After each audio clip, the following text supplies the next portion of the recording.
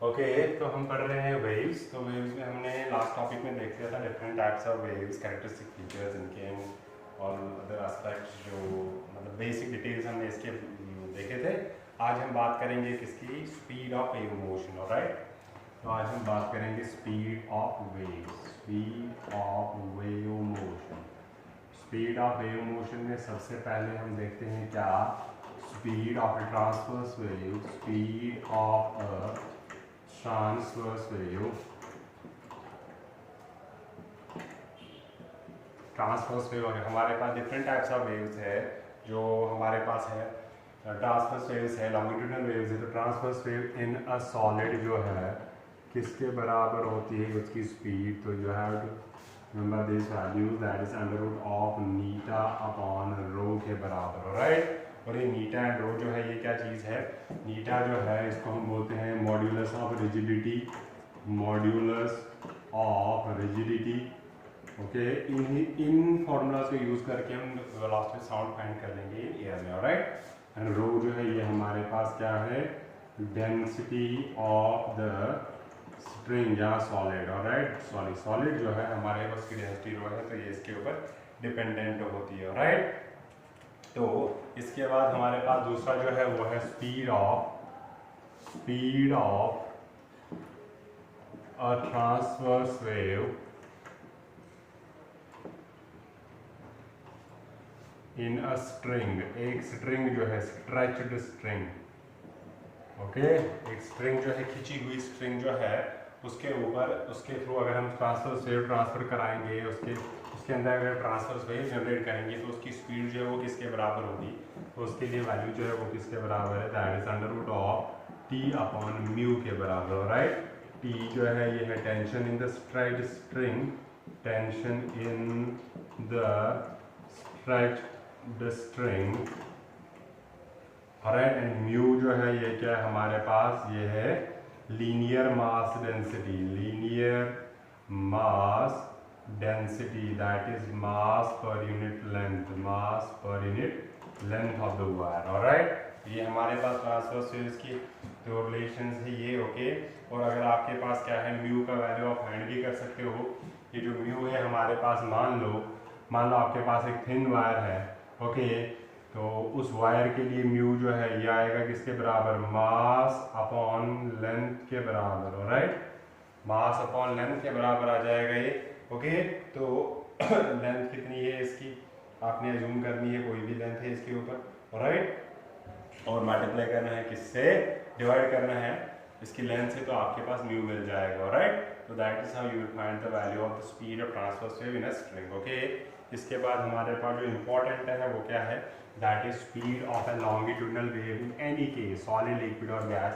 तो सिंपल हम लिखेंगे यहाँ पे speed of longitudinal wave, speed of longitudinal wave जो है वो किसके बराबर होती है, speed that is equal to किसके बराबर, that is modulus of elasticity divided by rho के बराबर। ऑलराइट, और ये मॉड्यूलस ऑफ इलास्टिसिटी कौन सा है, डिपेंड्स अपॉन कि कौन सा सब्सटेंस आपने लिया है।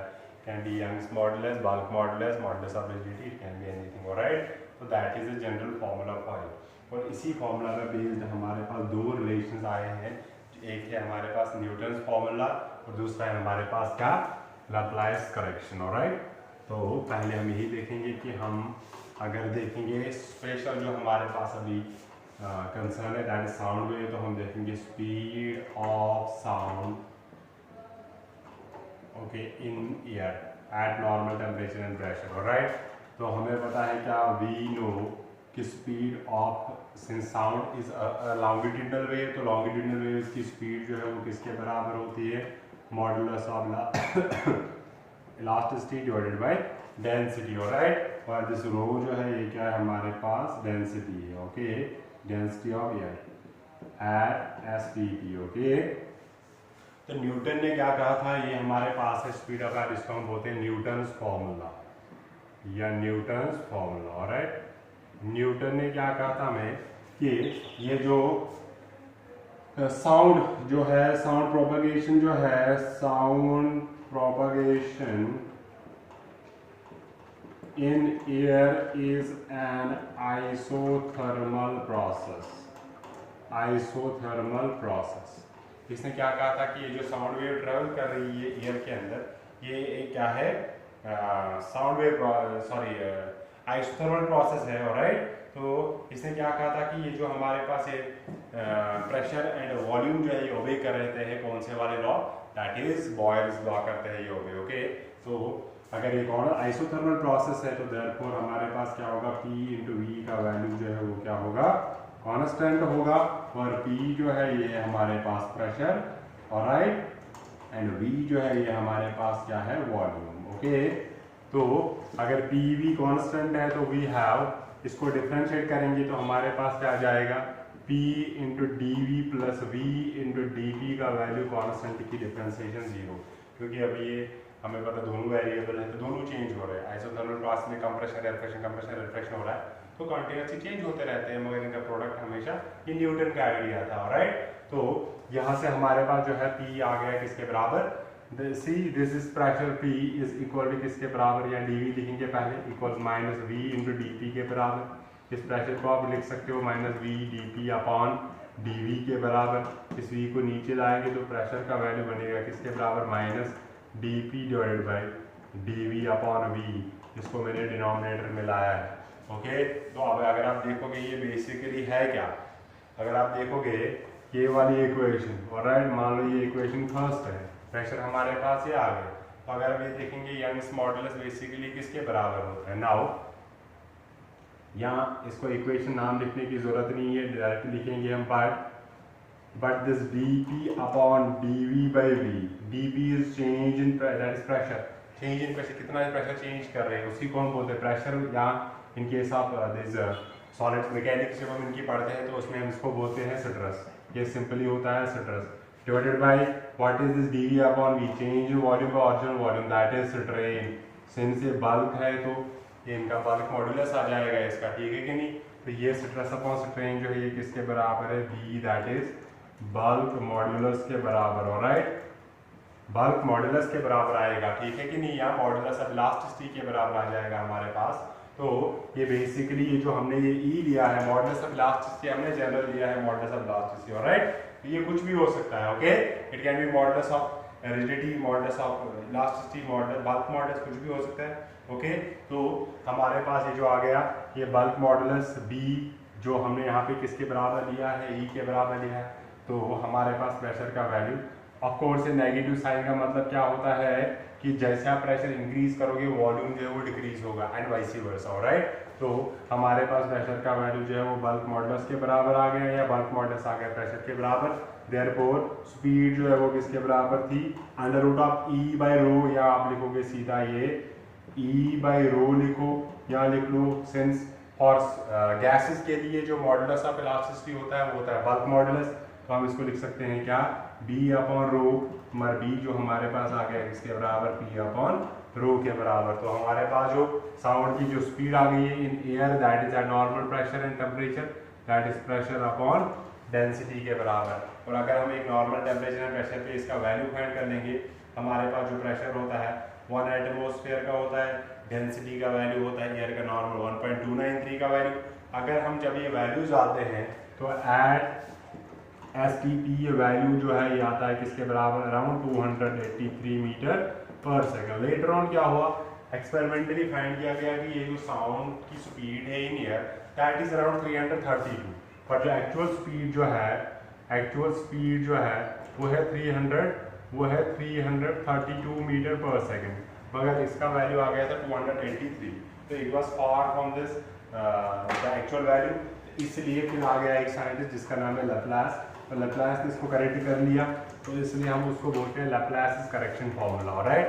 तो लैप्लास करेक्शन फार्मूला क्या है, उसका सिंपल एजम्पशन ये था, हम देखते हैं लैप्लास करेक्शन फार्मूला, ऑलराइट। उसने क्या कहा, सिंपली ट्रैवलिंग ऑफ साउंड जो है, साउंड प्रोपगेशन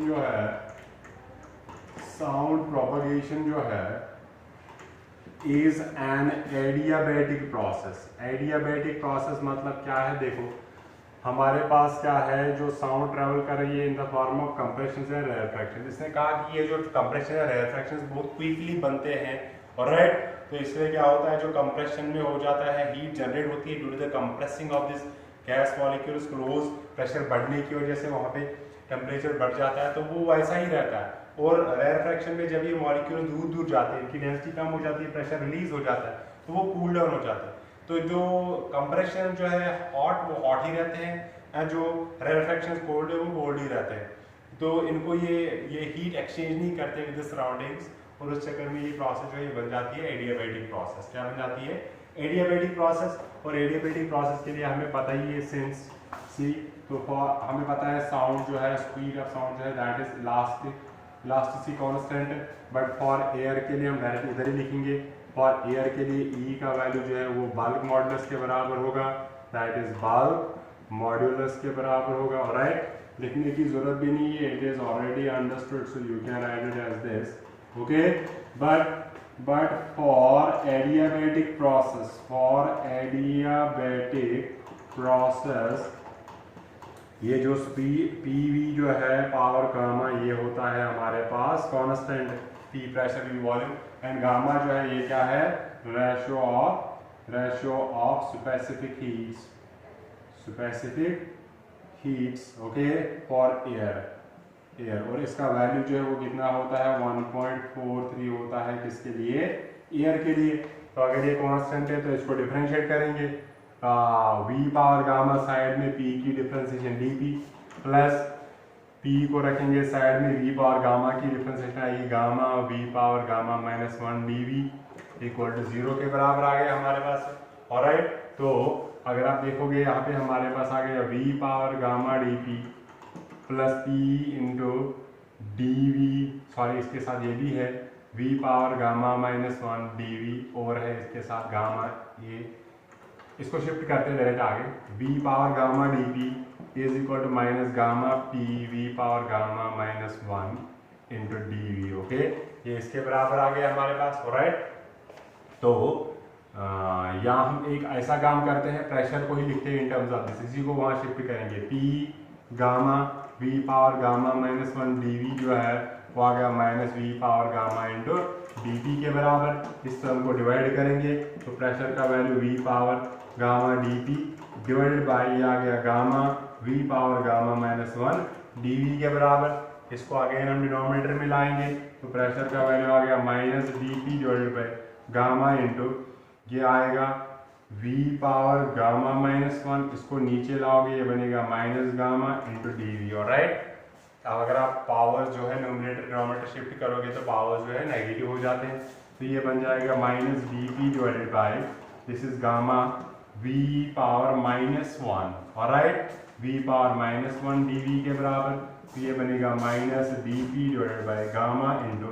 इसको डिनोमिनेटर में लाओ डी वी अपॉन v के बराबर। राइट, तो हमारे पास जो एक्सप्रेशन बन जाता है वो किसके बराबर है, that is equal to this. तो यहाँ से हम देख सकते हैं कि P जो है ये आ गया minus D P divided by gamma into D V by V. Right, but ये जो चीज़ है हमारे पास, इसको इधर ले जाएंगे, P इंटू गामा जो है ये आ गया हमारे पास, this is stress upon strain, this is stress upon strain, negative sign means pressure increase से वॉल्यूम डिक्रीज हो जाता है, इसी को हम बल्क मॉडुलस कहते हैं। तो देयरफॉर बल्क मॉडुलस का वैल्यू गामा पी आ गया, P is the pressure of air. तो देयरफॉर वेलोसिटी जो है वो किसके बराबर बन जाएगी, B upon rho, that's equal to under root of gamma P upon rho के बराबर। ऑलराइट, अब जब हम ये पहले हमारे पास पी अपॉन रो था तो वैल्यू आ गया था 283 मीटर पर सेकेंड। अभी जब गामा 1.43 से इसको मल्टीप्लाई करके हम इसका वैल्यू पुट करेंगे तो हमारे पास वेलोसिटी का वैल्यू आता है 331.5 metre per second. This is more closer to the actual value than the Newton's value. Alright, तो इसलिए हम इसको बोलते हैं Laplace correction formula. This is the most precise value for the speed of light in air. So the speed of sound at speed of sound जो है in air at standard temperature pressure जो है वो किसके बराबर होती है, that is 332 metre per second. Right, और अब डिफरेंट फैक्टर चेंज करने से क्या होता है, इसका जो है वैल्यू जो है वो भी चेंज हो जाता है स्पीड ऑफ साउंड का। राइट, तो कौन कौन से फैक्टर्स डिटरमाइन करते हैं the speed of sound in air at different by changing different parameters, alright. तो सबसे पहले हमारे पास फैक्टर जो है वो क्या है, प्रेशर, ओके। तो प्रेशर का अगर आप देखेंगे, प्रेशर इंक्रीज करने से क्या होगा,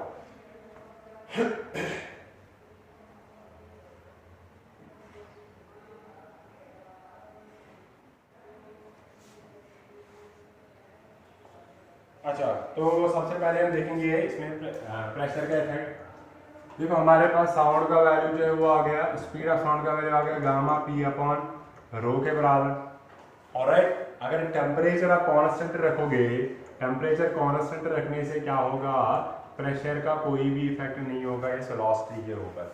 टेम्परेचर कांस्टेंट रखने से क्या होगा, अगर टेम्परेचर चेंज हो रहा है तो गैस, मान लो आपके पास गैस है, बाई इंक्रीजिंग टेम्परेचर, बाकी फैक्टर्स किसी को हम इन्वॉल्व नहीं करते, किसी को कोई लिमिट नहीं लगाते हैं। टेम्परेचर इंक्रीज करने से गैसेस जो है इनकी काइनेटिक एनर्जी जो है बढ़ जाती है। तो ऑब्वियस बात है कि यहाँ पे अगर आपने वॉल्यूम सेम रखा तो प्रेशर इंक्रीज हो सकता है, वॉल्यूम चेंज कर रहे हैं तो प्रेशर का वैल्यू भी ऑटोमेटिकली चेंज हो जाएगा, राइट। तो अगर आपने टेम्परेचर कांस्टेंट रख लिया है, टेम्परेचर कांस्टेंट रखने के बाद there is no effect of pressure, there is no effect of air pressure